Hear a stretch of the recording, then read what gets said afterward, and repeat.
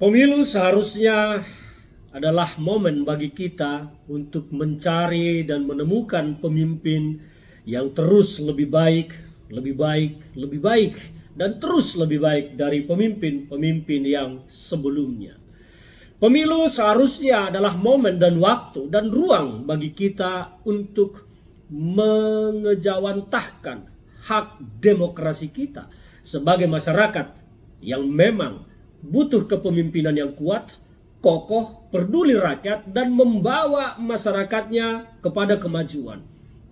Pemilu seharusnya adalah tempat, waktu, dan ruang yang disediakan oleh konstitusi bagi bangsa dan negara kita, bagi masyarakat kita, untuk bagaimana nasib bangsa ke depan ditentukan menjadi sebuah negara maju atau negara yang mundur dengan mencari pemimpin yang pas.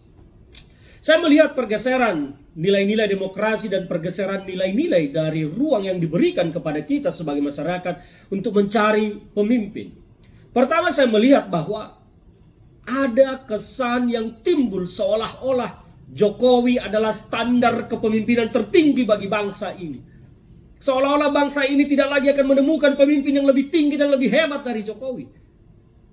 Faktanya, Prabowo Subianto terlihat mengekor kepada Jokowi dan seolah-olah menjadikan dirinya subordinat Jokowi, dan bahwa Jokowi lah panutan pemimpin yang harus ditiru, dicontoh.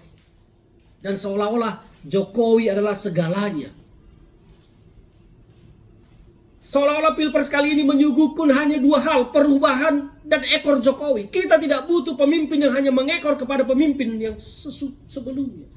Kita butuh pemimpin yang punya visi, punya misi, bagaimana menghargai jejak kepemimpinan sebelumnya dan memperbaiki yang tidak baik dan melakukan hal-hal yang jauh lebih baik. Karena standar kita bernegara harus mencari pemimpin yang jauh lebih baik dari yang sesudah. Kita ingin bangsa dipimpin oleh orang-orang yang terus lebih baik. Jadi kalau menjadikan Jokowi menjadi standar, seolah-olah menjadi standar kepemimpinan tertinggi, menurut saya kita salah. Kita menghargai, mengapresiasi bagaimana Jokowi telah berbuat banyak bagi bangsa dan negara kita. Jokowi telah melakukan banyak hal. Jokowi telah membuat banyak perubahan. Dan itu baik. Kita mengakui dan menempatkan Jokowi salah satu pemimpin yang lebih baik dari para pemimpin yang sudah ada. Tetapi jangan berhenti di situ. Jangan berhenti hanya di kemampuan Jokowi. Kita pasti bisa menghasilkan pemimpin-pemimpin yang jauh standarnya melebihi Pak Jokowi. Karena dengan itulah kita akan terus maju. Kalau menghentikan standar kepemimpinan hanya di Jokowi, maka jangan pernah berharap bangsa ini akan maju. Dan ketika berharap pemimpin hanya seperti yang mengekor, membebek kepada Jokowi, jangan harap bangsa ini akan lebih maju dari sekarang. Karena standarnya sudah selesai. Standarnya sampai di sini. Dan itulah yang dilakukan Jokowi. Dan pemimpin yang mengekor, membebek kepada Jokowi tidak akan mampu melakukan lebih dari apa yang dilakukan oleh Jokowi. Kita butuh pemimpin yang mampu melakukan lebih dari apa yang dilakukan Jokowi. Sekali lagi saya tegaskan, yang dilakukan oleh Jokowi untuk bangsa ini sudah banyak. Yang dikerjakan oleh Jokowi untuk bangsa ini sudah baik. Tetapi kita butuh pemimpin yang jauh lebih baik lagi, jauh lebih mampu lagi, jauh lebih kuat lagi untuk membawa bangsa ini benar-benar menjadi kuat. Itulah yang kita cari. Jadi jangan menghentikan standar kepemimpinan nasional bangsa ini hanyalah sebatas Jokowi.